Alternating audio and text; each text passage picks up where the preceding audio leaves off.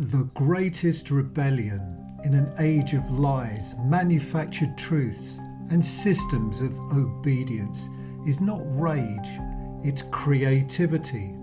To incarnate the truth of your soul, to set the miracle of your art, your imagination free, in flesh, in breath, in word, in action.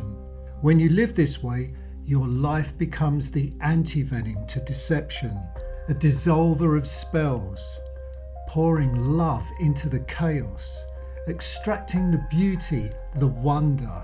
When they try to sell you stories, you will laugh. You will remember the real thing. You will be real, yes, real, utterly real. And you will walk untouched through a world that no longer knows what freedom is. But you will know, and you will share it.